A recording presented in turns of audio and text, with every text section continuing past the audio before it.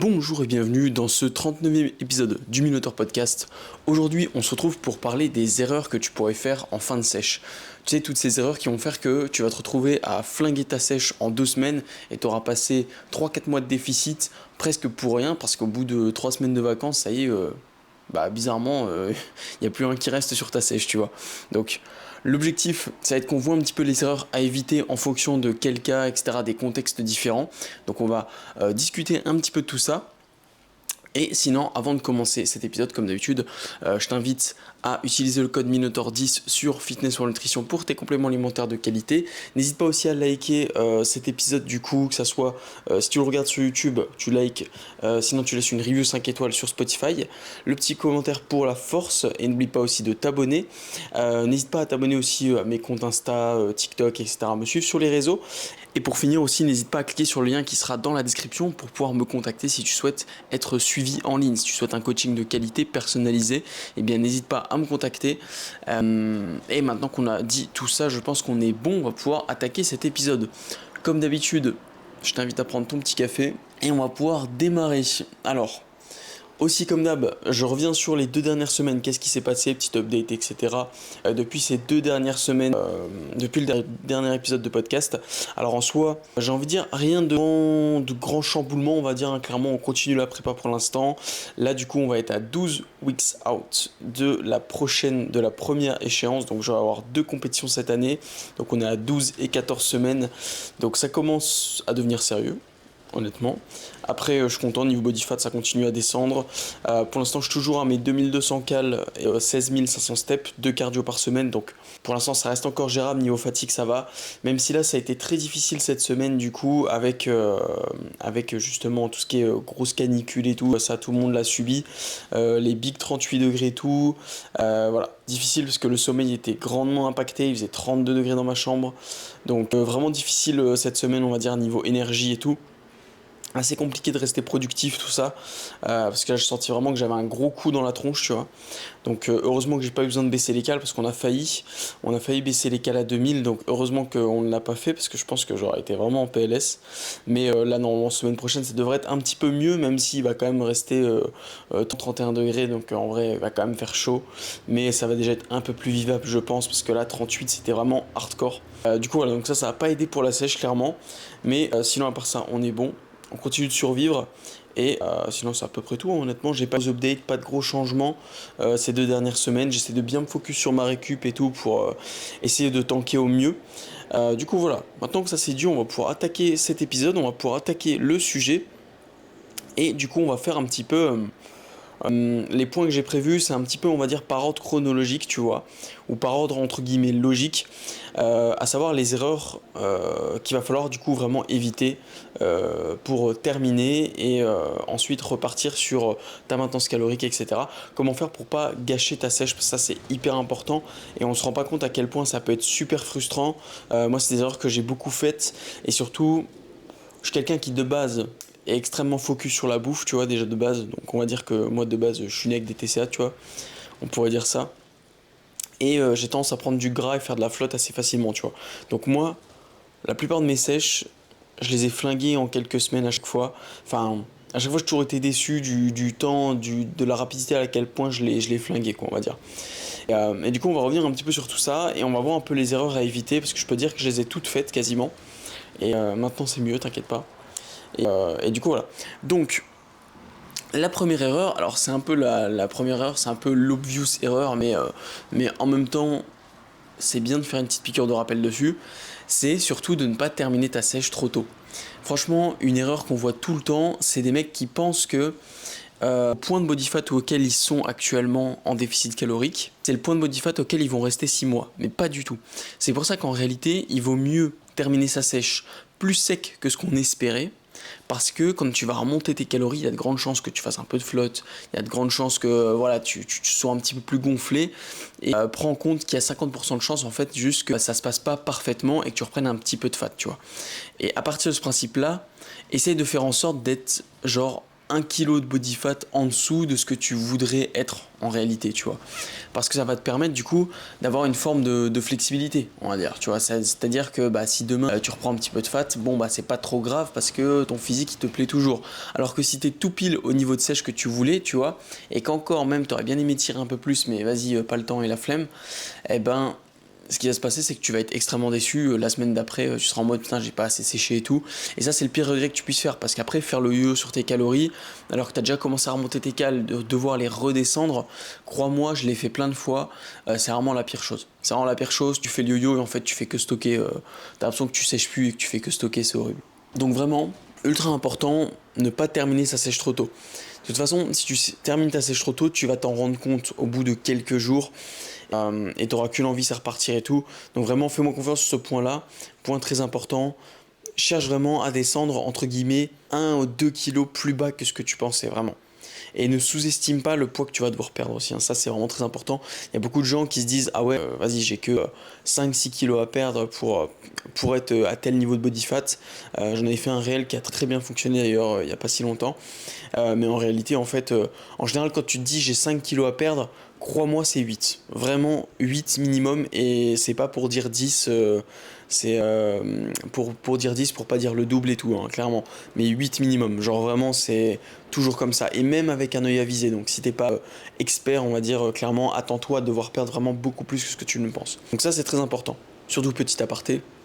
Quand tu perds du poids, au début, tu vas perdre genre 2-3 kilos. Tu ne vas pas les voir. Tu vas perdre 2-3 kilos. Il y a déjà 1 kilo de stock de glycogène, 1 kilo de flotte. Enfin, vraiment, honnêtement, en général, c'est au bout de 3 à 5 kilos, je dirais, suivant ton profil, que tu vas commencer à avoir des différences en termes de body fat vraiment sur ton corps, tu vois. Donc, c'est important de vraiment tirer, on va dire, à moins que tu sois très sec de base, hein, évidemment. Mais c'est vraiment important de vraiment tirer tes exigences à la baisse ou à la hausse, on dira plutôt. Du coup, voilà, ça c'est important. Ensuite, deuxième point, une fois que tu as terminé ta sèche et que tu es satisfait, une erreur très fréquente, ça va être de remonter ses cales super vite. Beaucoup de gens, et encore, ça va dépendre du contexte bien évidemment, je vais revenir après de pourquoi ça peut être intéressant de remonter tes cales super vite. Mais là, on va s'attarder sur un contexte normal. Tu as fait ta sèche, tout s'est bien passé, tu as terminé à ton body fat et tout. T'es satisfait de ton body fat actuel et une grosse erreur que tu pourrais faire, c'est remonter simplement tes calories trop vite. Souvent, quand on termine la sèche, on va aussi être assez bas en lipides et ça va être de remonter ses lipides trop vite. Reste concentré sur les glucides. Dans un premier temps, tu remonteras tes lipides plus tard. Et dans un premier temps, si tu peux, augmente majoritairement tes glucides pour remplir tes stocks de glycogène. Ça va relancer la machine bien plus. Si t'as pas fait le con sur tes lipides et tout, de toute façon, et qu'hormonalement t'es pas flingué, ne remonte pas tes lipides, ça vaut pas le coup. Enfin, tu peux les remonter un tout petit peu, mais vraiment un tout petit peu. Genre vraiment, tu les remontes de 5 à 10% grand maximum. Donc ça fait une petite augmentation, logiquement, parce que à moins que tu fasses, même un mec qui fait 100 kg, ça veut dire que genre en fin de sèche, il va être potentiellement vers les 50 grammes de lipides. Faut vraiment qu'il les remonte de 5 à 10%, donc vraiment de 3 à 5 grammes, quoi, clairement.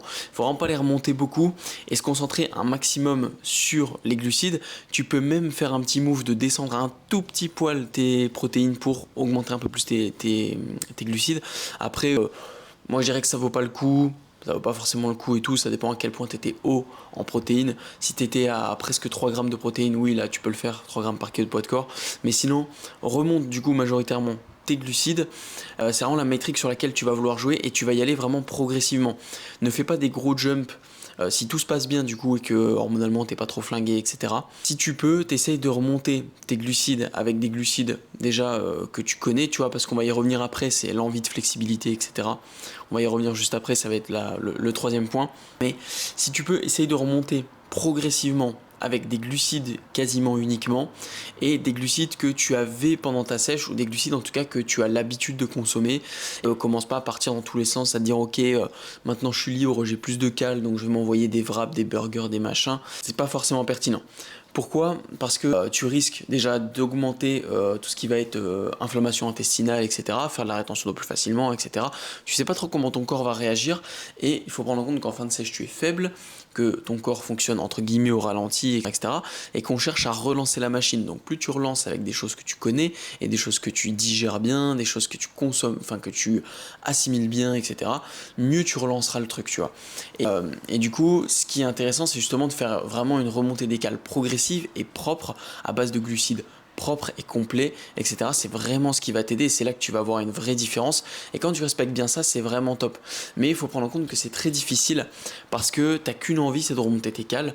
T'as qu'une envie, c'est de combler tes envies de bouffe, tu vois, clairement. Et on a toujours tendance à partir un petit peu dans tous les sens, tu vois.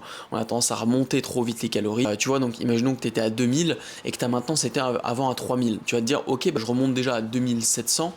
En gros, je remonte à maintenance, mais avec un petit peu moins parce que peut-être mon métabolisme il tourne moins bien. Si t'es à 2000, remonte à 2002. Si tout se passe bien, tu remontes à 2004. Si tout se passe bien, tu remontes à 2006. Tu vois, tu fais des augmentations de 10% max à chaque fois, tu vois.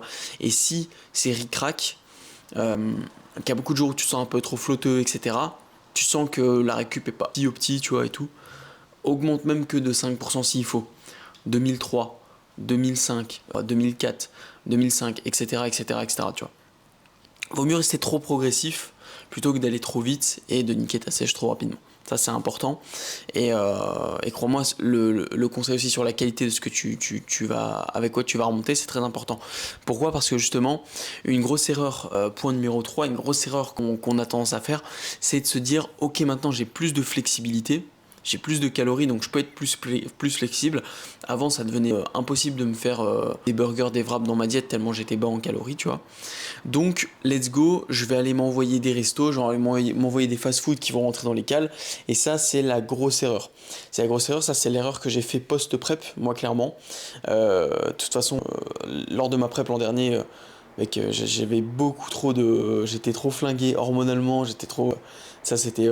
j'avais tout ce qui... Tous les points qui fait qu'il fallait pas que je fasse ce que je faisais, c'est-à-dire pas remonter mes calories, tout simplement je voulais pas les remonter ou je les remontais tout doucement alors que j'aurais dû les remonter trop vite, etc. J'aurais dû les remonter plus vite parce qu'hormonalement j'étais vraiment flingué de chez flingué, hein. Genre vraiment faut se rendre compte d'à quel point j'étais mort, hein. Jeune homme de 23-24 ans qui a plus de libido du tout, qui a du mal à mettre un pas devant l'autre, etc. Qui est tout pâle et qui a froid H24. Non, vraiment, j'étais flingué de chez flingué hormonalement, tu vois. Ça faisait 2 mois que j'étais à 1800 cal et tout. Et j'étais en mode non, moi je remonte pas à plus de 2003 et tout. Tu sais, j'étais en mode oh. Et au final, sauf que j'avais tellement envie de bouffer que les 2003, je les faisais à base de tous les jours, j'allais me chercher un petit truc aliment transformé, un petit fast-food, un petit... Tu vois, je faisais pas une journée complète hors diète, je faisais juste un petit repas par-ci par-là, mais sur 2300 cales, ça faisait trop de calories, de peu de qualité, et je me suis vraiment niqué pendant plusieurs... je pense que j'ai mis 2 mois à m'en remettre, et à me remettre sur le droit chemin, et c'est dommage parce que pendant 2 mois, j'ai fait que d'être fatigué toujours, d'avoir du mal à relancer tout ce qui était libido et tout, tu vois, même si c'est quand même bien reparti, mais voilà, tu vois, c'était pas optimal. Et puis j'ai fait du gras comme pas possible, mec, genre vraiment, c'était abusé. En 2 mois post-compète, au lieu d'avoir repris entre guillemets du muscle et du volume, j'ai repris juste du gras, j'ai repris genre 6 kilos de gras en 2 mois, quoi, enfin, j'étais catastrophé du visuel de mon physique et tout, tu vois. Et bref, ça c'était vraiment pas terrible. Donc voilà pourquoi il faut pas faire ces erreurs-là. Parce que tu vas vraiment être déçu de toi après. Mais du coup, ce que je veux dire, c'est quoi souvent l'erreur qu'on va faire? C'est qu'on va se dire, ah bah let's go, je vais pouvoir du coup manger ça, j'en ai tellement eu envie depuis tout ce temps, pendant toute ma prep et tout. Et un jour et tout, ok, pourquoi pas tu te fais un cheat meal normal, tu vois. Mais il faut pas que ce soit tous les jours. Il faut vraiment faire en sorte que ta remontée des cales, elle soit très progressive, qu'elle soit propre, etc. Parce que comme je l'ai dit, dans un budget calorique qui va quand même rester assez restreint au début, si la majorité de tes calories elles proviennent d'aliments pas fous, ça sera pas terrible. En plus ton corps va moins bien y réagir, il va faire de la flotte plus facilement et surtout tu seras sûrement plus haut en lipides. Donc si tu remontes tes calories à base de lipides, tu vas stocker beaucoup plus. En fait pourquoi ? Parce que on a tendance à dire ouais quand les hormones et tout c'est les lipides. Non, les hormones c'est les bons lipides. Ça c'est important. Et c'est le sommeil, c'est la récupération, c'est plein de choses en réalité. Et au final, les glucides ont tellement un impact sur ta récupération et ton énergie au quotidien qu'ils vont avoir finalement peut-être plus d'impact que directement les lipides. Parce que si tu manges des lipides de bonne qualité, tes hormones, entre guillemets, ça ira, tu vois. Et l'erreur que tu vas faire en fait en étant trop flexible, c'est que tu vas augmenter du coup tes lipides, Donc tu vas pas forcément rebooster entre guillemets ton métabolisme parce que tu n'auras pas beaucoup plus d'énergie. Genre au lieu d'être à... Genre imaginons que tu remontes de 200 cales. Ça fait que 200 cales, si tu remontes que de glucides, je fais le calcul vite fait de tête, ça fait que tu fais 50 grammes de glucides en plus, tu vois. Si tu remontes aussi tes lipides, tout de suite ça va diviser de fou, tu vois. Et imaginons que tu remontes juste de 10 grammes, on va dire du coup 11,1 grammes pour être très précis, de lipides sur ta diète. Ça fait que là déjà, au lieu d'augmenter de 50 grammes de glucides, tu n'augmentes plus que de 25. Donc tu divises par 2 déjà ton apport en énergie directe pour ton corps, tu vois. Donc ta relance d'énergie de métabolisme, elle va être beaucoup moins efficace, tu vois. Donc c'est très important de relancer via des glucides, sauf que du coup quand tu auras une diète flexible, tu vas être plus haut en lipides facilement, ou alors au détriment de lipides de bonne qualité, etc. Parce que si tu vas t'envoyer un cookie à 600 cales, bah tu auras 30 grammes de lipides déjà de mauvaise qualité dedans, tu vois. Donc très important là-dessus. Moi c'était clairement l'erreur, surtout que moi c'était mon post-compète, là c'était vraiment, j'étais trop focus. Moi je suis un mec, j'aime bien le sucré, c'était tout ce qui était viennoiserie, pâtisserie, mec, tous les jours pendant 2 semaines à peu près post-compète, j'avais une viennoiserie ou une pâtisserie dans ma diète. Genre je faisais rentrer dans mes cales, hein. Ça il n'y a pas de souci, j'ai toujours respecté mes cales, toujours. Mais par contre voilà quoi, genre la qualité, même si c'était entre guillemets des aliments de bonne qualité, parce que je peux te dire j'allais pas taper des pains au chocolat surgelés, hein, non, tu vois, j'étais en mode ah ouais, je me fais plaisir, oh le budget laisse tomber. Mais c'est pas aussi bien que d'avoir des lipides de bonne qualité en petite quantité, etc. Enfin clairement. Donc voilà, très important sur ça. Et du coup, une erreur, ça me fait venir sur un peu le point un peu numéro 4, on va dire. Ça va se rejoindre avec le point 4, 5, etc. Ça se rejoint un petit peu. C'est l'erreur de stopper ta sèche tout pile quand tu vas partir en vacances. Souvent, on se dit, ok, je veux sécher pour des vacances. Tu vois, si t'es pas un compétiteur, tu fais une sèche, en général, tu vas dire, là, tout pile les vacances d'été, etc. Vas-y, première semaine d'août, je pars en vacances, je finis ma sèche pour la première semaine d'août. Erreur pourquoi? Parce que tu n'auras pas eu le temps de relancer ton métabolisme. Si tu peux, l'idéal, c'est que tu puisses avoir terminé ta sèche, je dirais, dans l'idéal 2 semaines avant tes vacances. Pourquoi? Parce que ça te permettra du coup d'avoir 2 semaines où tu vas pouvoir remonter tes calories progressivement et faire ta relance, ta reverse diet, on va dire, propre et de manière stable dans un environnement que tu connais, avec ta routine que tu connais, etc., dans les meilleures conditions en fait. Alors que si tu pars en vacances, je pense que tu vas taper des restos, que tu vas avoir un train de vie un petit peu différent, tu auras sûrement de la rétention d'eau juste via le voyage, etc. Enfin, tu vois, c'est tout à fait normal, tu vois, tu peux pas lutter. Je veux dire, si tu vas en vacances, voilà, pour moi, si tu vas en vacances et que t'es pas en prépa de bodybuilder, de bodybuilding, clairement, mec, ça vaut pas le coup de te ramener avec tes tupperwares de riz poulet, parce que des vacances, t'en prends pas tout le temps. Profite, tu vois, t'en as peut-être 2 par an des vacances, mec, profite de tes semaines de vacances. Sauf que si tu veux pouvoir profiter, même si tu veux traquer, compter dans tes cales et tout, comme je l'expliquais, une diète flexible, même si ça rentre dans tes cales, quand tu es en relance, quand tu es en reverse, c'est vraiment pas au pied parce que tu vas faire péter tes lipides, machin, etc. Tu vas pas revenir sur ce que j'ai dit. Donc au final, si tu veux profiter en vacances et tout, et aller au resto, machin, tout ça, le mieux c'est d'avoir fait ta reverse avant, d'avoir bien relancé ton métabolisme, et là tu pourras beaucoup plus te permettre.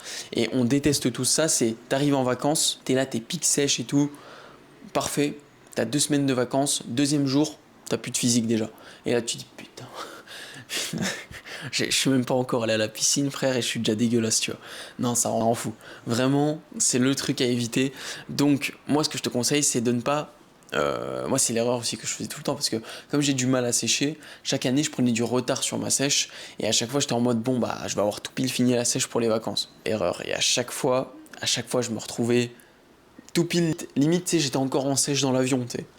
Non, frère, il faut que tu puisses avoir remonté tes calories avant les vacances. Surtout qu'en plus de ça, le fait d'avoir remonté tes calories et d'avoir optimisé ta maintenance en remontant tes calories, ça te permettra d'avoir plus de flexibilité. Parce que si tu dois respecter 2002 en vacances versus si tu dois respecter 3000, c'est pas le même confort. Honnêtement, c'est vraiment pas le même confort. Donc très très important de vraiment finir ta sèche avant tes vacances si tu peux. Genre vraiment, essaye de prévoir ton plan comme ça, tu vois.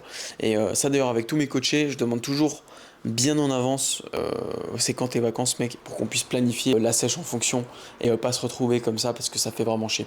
Si j'ai un coaché qui a pas fini sa sèche et qui a des vacances, tu sais, il m'a prévenu trop tard, quoi, on va dire.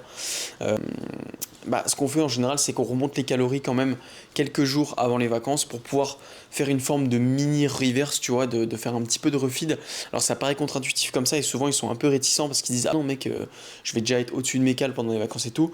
Et je dis ouais mais fais-moi confiance, on va remonter juste avec des glucides, ton métabolisme il va tourner un tout petit peu mieux et tu feras moins de gras pendant les vacances. Et honnêtement à chaque fois ça fonctionne, à moins que le mec soit vraiment parti en couille, qu'il a pas réussi à être flexible et qu'il a pas réussi à rentrer les choses dans ses cales pendant sa semaine de vacances. En général il ne fait pas de gras ou il a fait genre 500 grammes de gras max, tu vois, pendant ses vacances et tout, donc ça passe, tu vois, sur une semaine. Après, si le mec part 3 semaines, bon là c'est différent quand même, hein. Mais voilà. Du coup, voilà, pour ce point-là, ça c'est quand même très important. Prévois d'avoir fini ta sèche 1 à 2 semaines minimum avant tes vacances. Ça te permettra beaucoup plus de flexibilité, de confort et de la faire durer surtout. Ça, c'est très important.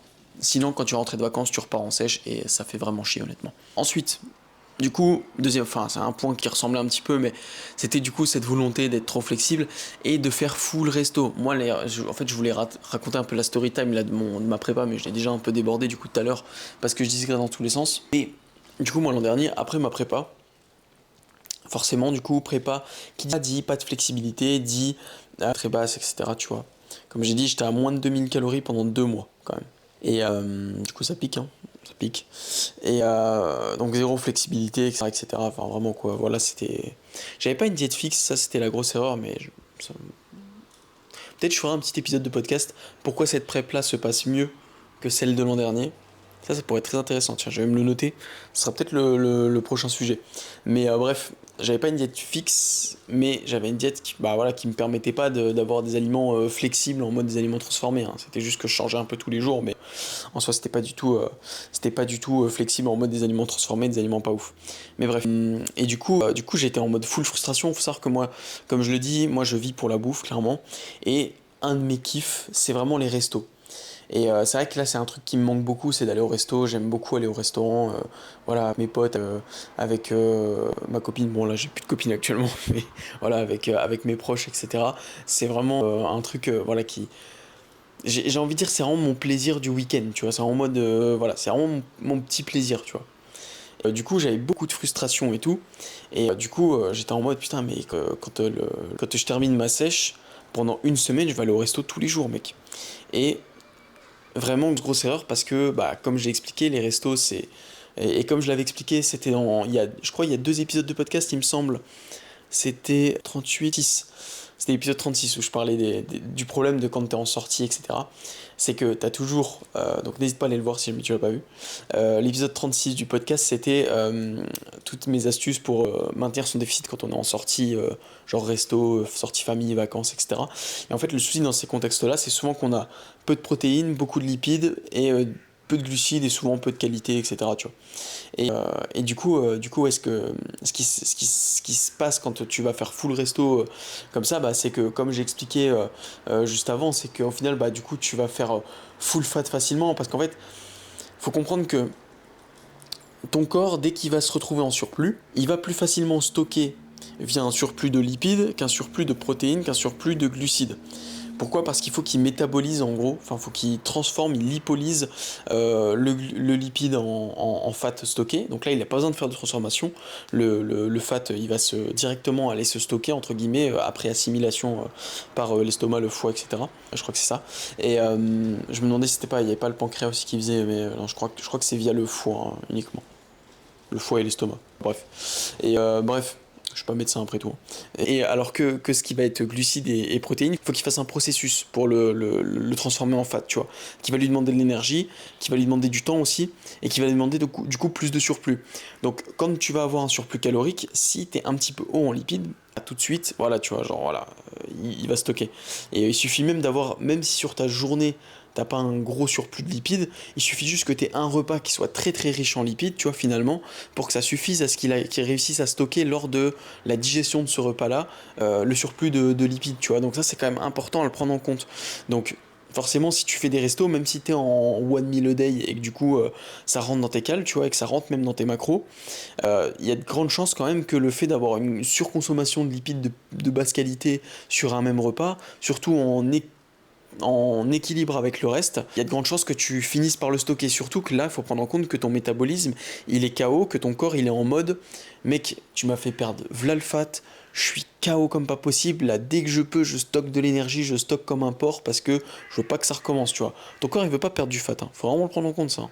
Il a pas du tout envie, hein. Lui, c'est pas du tout l'objectif, hein. Lui, si c'est lui qui décide, il stocke tout, hein. Donc c'est comme toi avec tes économies, tu vois. Si tu pouvais, tu dépenserais rien, enfin voilà quoi. Et tu mettrais tout de côté, tu vois. Bref.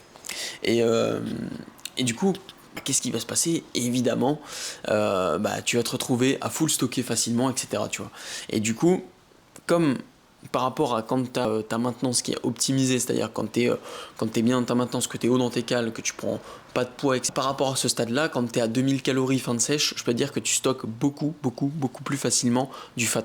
Donc c'est pour ça que c'est très important de limiter son apport en lipides, d'avoir des lipides de bonne qualité pour qu'hormonalement ça tourne bien, d'avoir un maximum de glucides de bonne qualité, etc. pour éviter justement de stocker du fat. Donc très important sur ce point-là. Et du coup, si tu fais full resto, machin, full craquage, même si ça rentre dans tes cales, comme moi je l'ai fait en post-compète, hein, le lendemain de ma compète, j'ai fait 3 restos, sachant que le soir même j'avais déjà fait un gros resto du coup. Ensuite j'ai fait full jet flexible et j'ai fait genre je crois 3-4 restos sur la semaine après.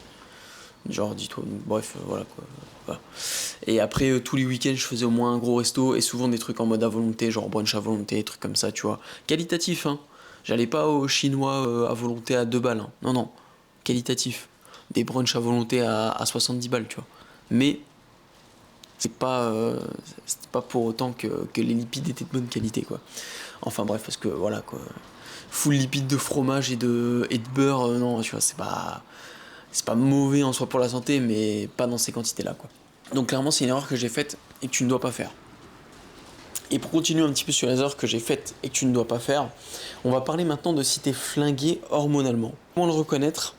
Parce que ça, c'est vraiment un point à part entière et c'est là que c'est un petit peu différent, je trouve. Si t'es flingué hormonalement, tu vois, genre, c'est-à-dire que t'as fait une prépa de compète typiquement, ou alors t'as fait vraiment une sèche drastique de malade mental, et entre guillemets, c'est presque inévitable, hein, si t'arrives au niveau de sèche cul strié, etc., tu vois, c'est un peu inévitable que ta libido elle soit un peu KO. J'ai envie de dire, si juste elle fonctionne un peu, c'est déjà très bon signe. Mais si vraiment elle fonctionne plus, que vraiment t'es mort de chez mort, je te jure, tu te lèves le matin, c'est en mode. Mais juste te lever de ton lit, c'est une galère et pourtant t'as pas forcément de facilité à dormir, hein. T'es plutôt en mode yeux ouverts et t'arrives pas trop à dormir. T'as un sommeil de mauvaise qualité, mais t'as l'impression que t'as envie de dormir tout le temps, mais t'arrives pas à dormir, que vraiment. Tu sens même que tu sais, t'es beaucoup plus frileux. Alors là, en été, c'est beaucoup moins perceptible. Mais tu peux le sentir quand même, tu vois. Tu peux le sentir quand même, même s'il fait 38. Genre tu sais que d'habitude, t'es full, entre guillemets, full transpi. Dans tous les cas, 38 degrés, tu seras full transpi. Mais tu vois, tu sens que tu subis beaucoup moins la chaleur, que t'es un peu plus en mode. Genre même limite, ça te fait du bien de te mettre au soleil malgré que t'as chaud. Parce que tu sens que t'as vite fait de te refroidir et tout, tu vois. Et du coup, si t'es en hiver et que t'as froid tout le temps, et même si t'es du coup pas en été et que t'as froid tout le temps, ce genre de choses, ça c'est des signes que hormonalement, t'es vraiment mort. Et si t'es vraiment mort hormonalement, il faut que tu remontes tes calories un peu plus vite quand même. L'idée, c'est que tu redonnes des cartouches à ton corps pour tourner, et si tu fais une reverse qui est trop lente, genre de 5 à 10%, etc., comme j'ai expliqué, ça se peut que au final ça t'aide pas des masses. Après, c'est pas dramatique, tu vois, et il vaut mieux peut-être parfois être safe si tu te dis non, en vrai je peux remonter tranquillement, tu vois, parce qu'il vaut mieux être safe plutôt que de remonter trop vite et voilà, machin, tu vois. Mais moi ce que je dirais c'est de remonter quasi à maintenance dans ces conditions-là, tu vois. Dans ces conditions-là, t'essayes de remonter un petit peu, surtout de toute façon si t'as entre guillemets full TCA et tout, parce que t'étais à 1800 cal, tu vois, vaut mieux que tu te redonnes aussi des cartouches pour pouvoir vivre mieux, parce que moi tu vois l'erreur que j'ai faite c'est aussi de pas vouloir remonter trop mes cales tout en voulant m'accorder full flexibilité, et du coup ce que je fais que je faisais grave le yo-yo, tu vois, j'étais grave en mode tu vois, un jour du coup en gros comme je disais j'ai toujours été genre en mode je respectais mes cales, mais il y avait des jours où tu sais je dépassais de 100, donc le lendemain je baissais de 100, donc en fait je faisais tout le temps genre 2005, 2002, 2004, 2003, tu vois, des trucs comme ça, genre tout le temps. Et j'étais tout le temps fatigué, et des fois j'augmentais de fou mes steps. Je suis monté je me souviens, pour pouvoir monter à 3000 calories pendant 2 semaines, non, pendant un mois, je crois, j'étais à 24 000 pas, frère, mais 24 000 pas. Et en plus, pour 3000 calories, c'est pas logique, tu vois, par rapport à mon gabarit et tout. Oh, à 3000 cal, j'aurais pas dû prendre du poids à 24 000 pas, tu vois, c'est impossible normalement. Bref, que des trucs comme ça. En fait, ça faisait que me fatiguer, tu vois. Et moi, ce que je dirais dans ces moments-là, tu vois, si hormonalement t'es flingué, faut vraiment que tu te focuses sur ta récup, que tu te redonnes des cartouches pour pouvoir mieux vivre, tu vois. Donc, ce que je dirais, c'est que tu remontes bien tes calories. Là, pour le coup, je te dirais de faire une remontée de plutôt genre de l'ordre de 20 à 30%. Donc si t'es genre à 2000, tu remontes à 2005, 2006, tu vois, par là. Tu peux même remonter jusqu'à 2007, 2008, on va dire, mais voilà. Majoritairement des glucides, même si tu peux te redonner un petit peu de lipides quand même aussi, mais majoritairement des lipides de bonne qualité, etc. Toujours le même principe, ça c'est important, parce que ça va te permettre de mieux vivre, on va dire, hein, surtout. Ça va être beaucoup plus intéressant. Évite d'être trop flexible sur ta diète, accorde-toi des petites flexibilités si jamais tu sens que tu es en mode full craquage et que tu vas péter un plomb, tu vois. Mais essaye de rester cohérent, genre essaye d'avoir genre une flexibilité tous les 2 jours, tu vois, et pas genre tous les jours, parce que tu vois, ça va être assez compliqué. Essaye du coup d'avoir un maximum d'aliments de bonne qualité, ça c'est important. Et surtout, essaye de faire aussi, pas cette erreur que j'ai faite moi, c'était du coup que moi, comme je voulais m'accorder plus de cales et tout, j'ai monté ma dépense. C'est-à-dire que par rapport à ma fin de sèche, au final j'avais la même dépense, j'avais gardé mes 18K steps, je me souviens, je crois que j'étais à 18K, et ensuite j'ai monté à 22, 24 000. Mais aucun sens. Au final, je récupérais moins bien. Focus-toi sur ta récup. Pour le coup, je dirais que à la rigueur, si tu peux monter que de 500 cales, mais par contre baisser bien ta dépense, ça peut être vraiment intéressant parce que moins de dépenses égale moins de stress, que ça soit le stress du quotidien, parce que quand tu as 20 000 pas à faire, faut que tu sois organisé et tout, c'est hyper fatigant, tu vois, psychologiquement et même physiquement. Focus-toi sur ta récup, hésite pas à voir aussi, souvent on se dit, tu vois, dans ces moments-là, on se dit, ah, je remonte mes cales, ça y est, je vais pouvoir repéter mes perfs comme avant et tout. Si t'es flingué hormonalement, tu vas pas les péter, même avec 200 cales de plus. Il va rien se passer, mon gars. Tu vas juste être flingué plus. Et moi, le mec frustré de pas pouvoir aller à l'échec depuis des semaines, ou du moins de plus réussir à aller à l'échec depuis des semaines, ou du moins de perdre mes perfs quand j'allais à l'échec, j'étais en mode, oh ouais, let's go, maintenant c'est la destruction à la salle comme à l'ancienne, comme j'adore et tout, parce que moi je kiffe ça, tu vois. C'est vraiment ma passion au quotidien, j'ai envie de dire, d'aller me détruire, tu vois. Et du coup, big edit, machin, vas-y, on se redétruit comme avant, mais frérot, en fait, nerveusement, t'es niqué dans tous les cas, donc en fait, il se passera rien. Non, vaut mieux deload en fait, vaut mieux deload dans ces moments-là. Et il faut accepter de laisser reposer le corps pendant 2 semaines, etc., d'être plus light sur les trainings, d'être plus light sur ta dépense, d'être plus light sur ton agressivité au niveau des calories, etc. Tu vois, et en fait, tu vois que ça se passera très bien, d'avoir un bon sommeil, etc.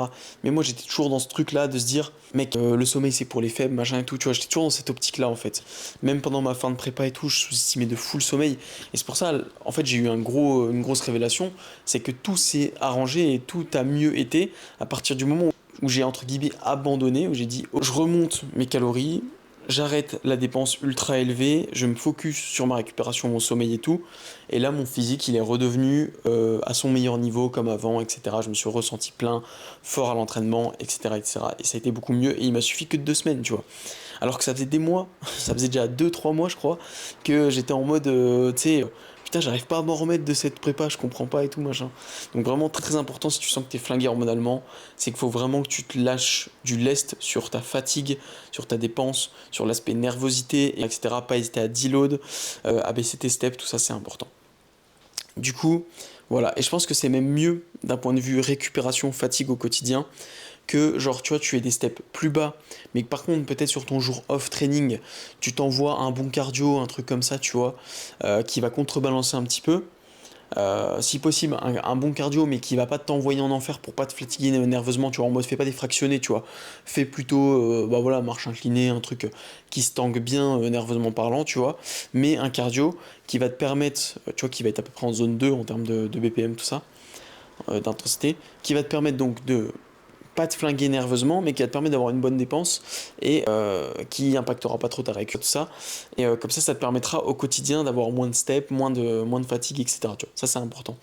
Et d'ailleurs, ça c'est quelque chose qu'on sous-estime, mais beaucoup de personnes, surtout si tu es en prépa là actuellement, cherche pas forcément à avoir du 20-25 000 pas et tout par jour.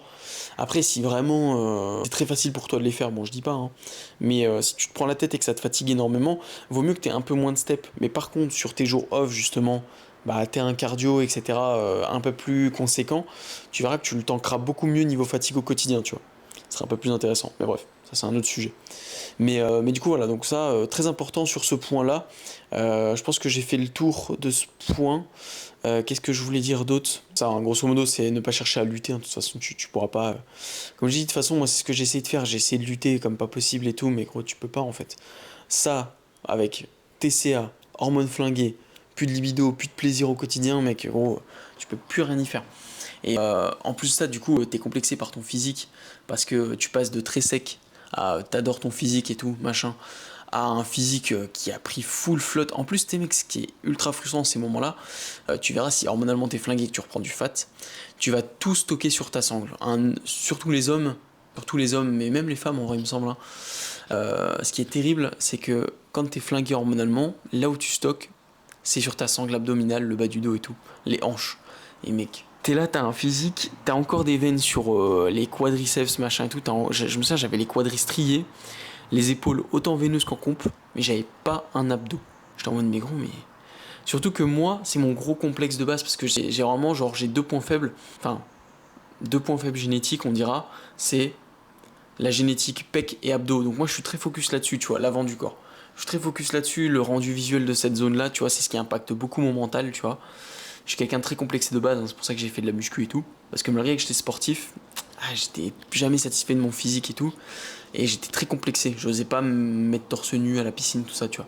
Et genre de voir ça, ça me rendait fou, j'avais les bras secs et tout, et c'est cool, c'est mon point fort les bras, donc, mais je m'en fiche, tu vois. Je m'en fiche, mais mes bras ils sont bien, même avec un peu plus de fat et tout, vu que c'est un bon point fort. Et pareil pour les jambes, tu vois.